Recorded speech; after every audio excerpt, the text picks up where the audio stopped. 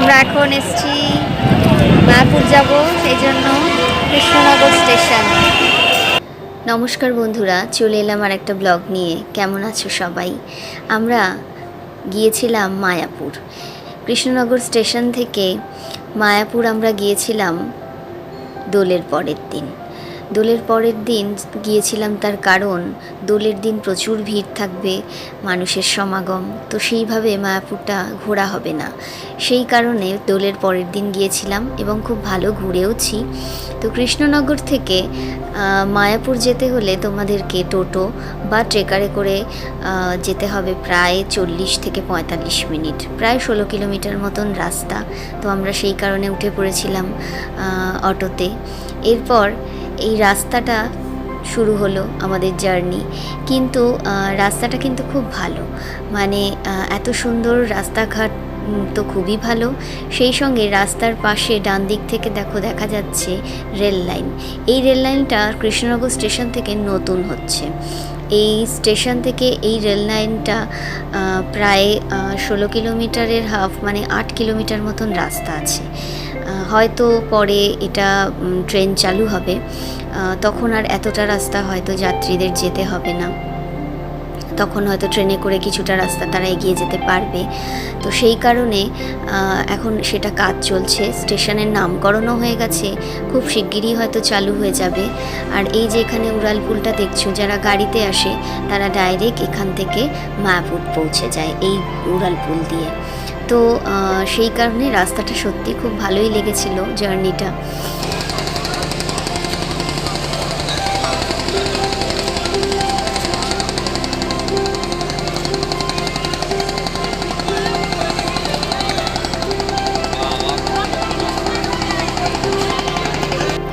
চলে এলাম নিমাইয়ের দেশে, সামনেই মা গঙ্গা। এত ভালো লাগছে দেখে, যেন মায়াপুরের মাটিতে পা দিয়েই যেন মনটা একদম অন্যরকম আনন্দ হয়ে উঠল। তো উঠে গেলাম আমরা নৌকায়। নৌকা থেকে বেশি ডিস্টেন্স নয়, এই 3-4 মিনিট নৌকোয় লাগে, পাড় একদম সামনেই দেখা যায়। তো নবদ্বীপে একটু ডিস্টেন্স আছে, নবদ্বীপটা ওইদিকে নবদ্বীপ, তো সেখানে ওটা একটু ডিস্টেন্স হয়। এবার আমাদের থাকার জন্য তো একটা হোটেল লাগবে। আমরা ওখানে পৌঁছেছিলাম মোটামুটি প্রায় 12টা, 11:30, 12টা বেজে গেছিলো। তো আমরা অনলাইনে দেখেছিলাম যে ওখানে একটা ট্রি হাউস আছে, তো সেখানেই আমরা খোঁজ নিতে গিয়েছিলাম। এত সুন্দর চারিদিক, এত পাখির আওয়াজ, মানে খুব ভালো লাগলো। ট্রি হাউস থেকে আমরা বেরিয়ে পড়লাম। আমরা ওখানে রুম নিয়ে নিই, তার একটা কারণও অবশ্য আছে। আসলে এখানে হচ্ছে আমার কাকা শ্বশুরের বাড়ি আছে। আমাদের দেশের বাড়ি, শ্বশুর বাড়ির, গ্রামের বাড়িতে হয় না, পাড়ার সবাই তো আত্মীয় হয়, সেরকমই কাকা শ্বশুর অনেক ছোটোবেলায় এইখানে অল্প বয়সে চলে এসেছিলেন মায়াপুরে, এবং এখানে এসে উনি আস্তে আস্তে এখানকার মহারাজদের সংস্পর্শে এসে, মন্দিরের সংস্পর্শে এসে উনি আস্তে আস্তে এই সমস্ত হরিনাম সংকীর্তনে নিজেকে নিয়োজিত করেন, এবং উনি এখানে নিজের কিছু নিজস্ব জমিও কিনেন এবং তারপর কিছু দানেও পেয়েছেন। তো সেখানে উনি মন্দির স্থাপন করেন এবং মন্দিরকে ঘিরে কিছু আবাসনও তৈরি করেন। সেখানে হয়তো ফরেনাররা আসে, ফরেনাররা যেহেতু উনি অস্ট্রেলিয়া, নিউজিল্যান্ড, সেখানকার ইসকনের সঙ্গেও উনি যুক্ত আছেন, তো সেখানকার যারা ফরেনার ভক্তরা আসেন তারা ওনার ওই আবাসনে ওঠেন, এবং কিছু আবাসন উনি ফরেনারদের বিক্রিও করেছেন। তো আমরা সেখানেই যাচ্ছি, সেখানে আমরা দেখা যাক সেখানে ঘর পাই কিনা, আপনাদেরকে দেখাবো। চলে এলাম এই যে আমার আবাসনে, কাকা শ্বশুরের আবাসনে। এটা হচ্ছে রান্নাঘর, এত বড় রান্নাঘর। তোমরা দেখো, আমরা ঢুকেই আগে এখানে এসেছিলাম, তার কারণ হচ্ছে দোলের সময় প্রায় 7-10 দিন ধরে এখানে 3-4 হাজার ভক্ত এখানে খাওয়া দাওয়া করেছে, ভোগ খেয়েছে। তো সেই কারণে আজকে শেষ দিন, দোলের পরের দিন আজকে লাস্ট। তো সেই কারণে আমরা এসেছিলাম 12টার পরে প্রায়। তো লোকজন খাওয়া দাওয়া করে এতক্ষণে প্রায় সবাই চলে গেছে। তো সেই কারণে একটু রান্নাঘরেই ঢুকেছিলাম। আর আমাদেরকেও আসার সাথে সাথে খেতে বসে দেওয়া হয়েছিল। এই যে ইনি হচ্ছে আমার দেওর, এনার সাথে দেখা টাকা করে আমরা তারপরে মন্দিরটা একটু ঘুরে নিলাম। এই যে এখানে গৌরাঙ্গ মহাপ্রভু গৌরনিতাইয়ের মন্দির, খুব সুন্দর, এত সুন্দর পরিবেশ, মানে অসাধারণ লেগেছে। আমি তো কোনো দিন আসিনি, এই প্রথমবার এলাম। আমার হাজব্যান্ড এসেছেন এর আগে, তো আমি এই প্রথম এলাম। এটা হচ্ছে মন্দিরের চাতাল, এখানে নাম গান হয় এবং এই যে 7 দিন ধরে অনুষ্ঠান হয়েছিল, 7-10 দিন ধরে, তো এখানেই খাওয়ানো দাওয়ানো সব কিছু হয়েছিল। তো ভীষণ সব মিলিয়ে খুব সুন্দর পরিবেশ। এরপর আমাদের কেউ বসিয়ে দেওয়া হয়েছিল খেতে, যেহেতু অনেকটা বেলা হয়ে গেছিলো, ওরা সকলেই এবার খাবার দাবার গোছাবেন, তো আমরাও খেয়ে নিলাম। সত্যি ভোগটা ভীষণ ভালো খেয়েছি। এরপরে আমার দেওর আমাদেরকে একটা রুম দিলেন, দোতলায় আমাদের রুমটা ছিল। মোটামুটি এটা 4তলা আবাসন, কিন্তু আন্ডারগ্রাউন্ডেও একটা ফ্লোর আছে। তো আমরা দোতলায় উঠে চললাম আমাদের রুমের জন্য। রুমগুলো কিন্তু সমস্ত এই রকম দেখুন, নাম্বারিং করা আছে। তো আমাদের 22 নম্বর রুমে দিয়েছিল। রুমটাও ভীষণ ভালো ছিল, 2টো বেড ছিল, টয়লেট, সমস্ত কিছুই ভীষণই ভালো ছিল। এরপর আমরা বিকেলবেলা বেরিয়ে পড়লাম ইসকনের উদ্দেশ্যে।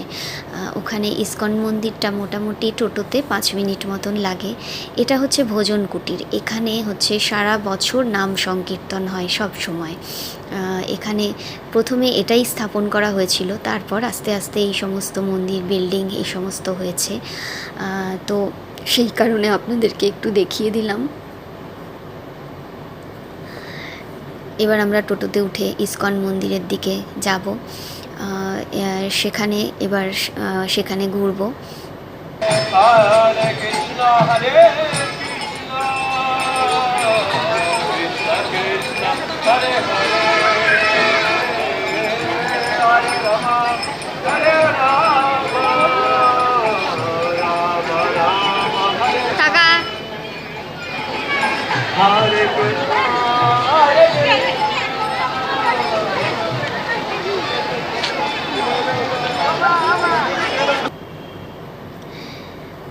চলে এলাম ইসকন মন্দিরের ভেতরে।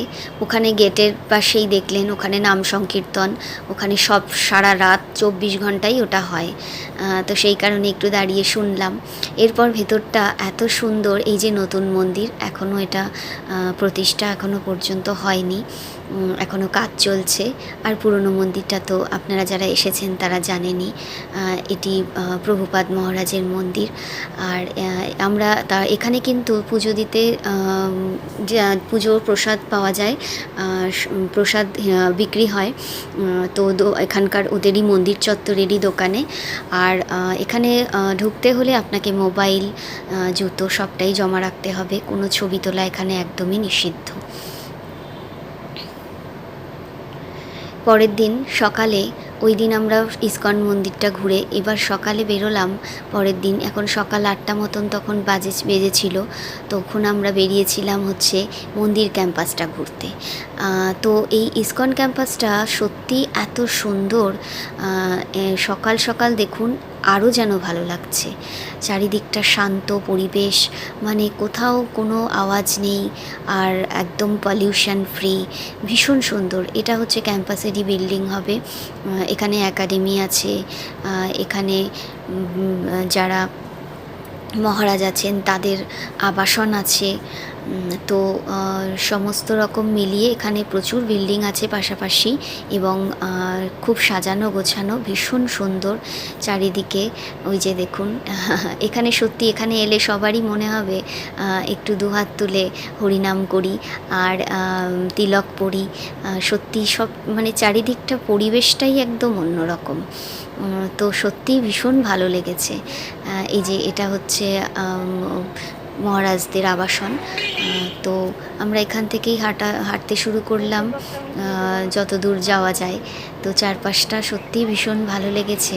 আমার মনে হয় যে মায়াপুরে এলে কিন্তু আমরা যারা অন্য জায়গা থেকে আসি, কলকাতা বা যেখান থেকে আসি, তো তাদের মায়াপুরে এলে মায়াপুরের মতোই থাকা উচিত।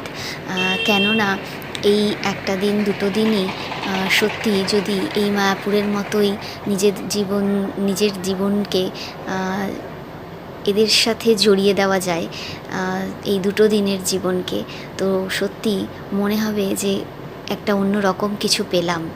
তো সেই কারণে আপনি আমিষ খান সবই ঠিক আছে, কিন্তু মায়াপুরে এলে এদের মন্দিরের ভোগ বা নিরামিষ খাওয়া দাওয়া এই সমস্তই করা উচিত, যেটা আমার মনে হয়।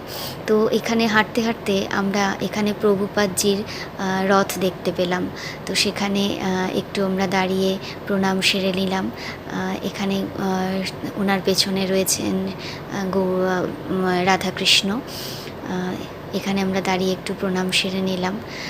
একদম অন্য পরিবেশ, সত্যি মানে এখানে এলে মন আপনার একদম অন্য রকমই হয়ে যায়, এত সুন্দর পরিবেশ।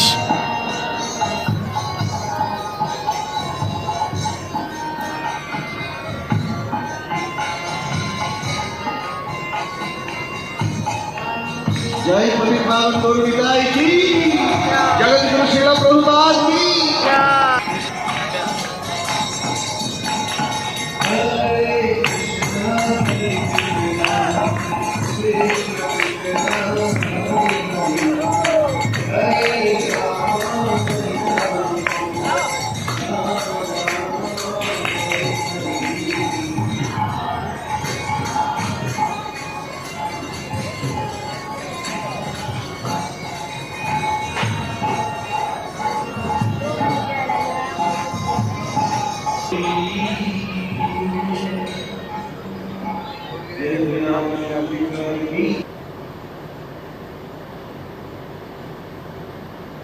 এই যে দেখুন, এরা হচ্ছে মনে হয় ব্রহ্মচর্য পালন করছে। তো এরা এখানে একাডেমিতে পড়াশোনা করে, এখানেই হয়তো থাকে। বিভিন্ন ফরেনারদের তাদের সন্তানরা এখানে রয়েছেন। তো সত্যিই ভালো লাগছে। এই যে ইনি একজন মহারাজ, উনি আমার মেয়েকে ওনার গলার মালাটা পরিয়ে দিলেন। তো সকাল সকাল এত সুন্দর একটা উপহার পেয়ে আমাদেরও ভালো লাগলো, এবং আমার মেয়েও খুব খুশি হয়েছে যে ভগবানের মালা ও পেল গলায়। সত্যি খুব ভালো লাগলো। এবার মন্দির চত্বরটা একটু ঘুরছি, নতুন মন্দিরটা। তো নতুন মন্দিরটা এখনও পর্যন্ত দেখুন কতটা কাজ হয়েছে, আপনারা দেখলেই বুঝতে পারবেন। প্রায় 10 বছর হতে চলল মন্দিরটা তৈরি হচ্ছে, এবং কারুকার্য অসাধারণ।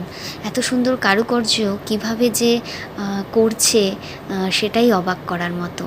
এখনও হয়তো 3-4 বছর সময় লাগবে এটা তৈরি হতে।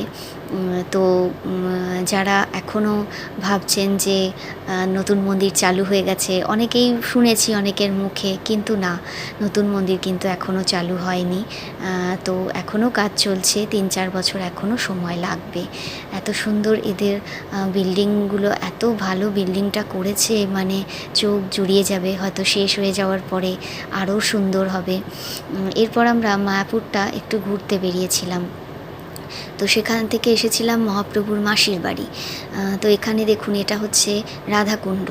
মাছগুলো দেখেছেন, সকলে দর্শনার্থী যারা আছেন তারা খাবার দিচ্ছেন, বিস্কুট দিচ্ছেন। তো মাছগুলো একদম সামনে চলে আসছে। এখানে শোল মাছ, কাতলা মাছ, রুই মাছ, সমস্ত রকম মাছ আছে। এটাকে এই জায়গাটা অনেকটা বলতে পারেন যে গিরি গোবর্ধন পর্বত। তো এটা অনেকটা বলতে পারেন বৃন্দাবনের মতো, মিনি বৃন্দাবন যেটা। এখানে গিরি গোবর্ধন পর্বত আছে, কৃষ্ণের তমাল বৃক্ষ আছে। এখানে এটাও কি গাছটার নামটা ঠিক মনে নেই। তো এখানে প্রভুপাদের মন্দির আছে, রাধাকৃষ্ণের মন্দির আছে। তো সত্যি ভীষণ সুন্দর পরিবেশ, আপনাদের ভীষণ ভালো লাগবে। এই তমাল বৃক্ষের ছায়ায় আমরা একটু বসেছিলাম গরমে, এত আনন্দ পেয়েছি, এত আরাম পেয়েছি যে আপনাদের বলে বোঝাতে পারবো না। সত্যি মায়াপুর মায়াপুরই অসাধারণ। এখানে একজন গানও করছিলেন। আমি মরিলে তুলে রাখিও আমার বৃক্ষের ডালে। হরে কৃষ্ণ হরে কৃষ্ণ হরে কৃষ্ণ কৃষ্ণ হরে হরে হরে রাম।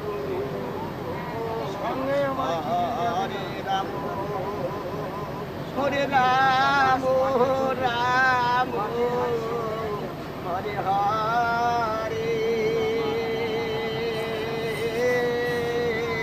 হরে কৃষ্ণ হরে কৃষ্ণ হরি বল নিতাই গৌর হরি বল হরে কৃষ্ণ হরে কৃষ্ণ। এরপর আমরা চলে গেলাম ভোগ খেতে। আমাদের এবার ফেরার পালা। ভোগ খেয়েই আমরা বেরিয়ে পড়ব। তো আপনারা ভালো থাকবেন, সুস্থ থাকবেন। ব্লগটা অবশ্যই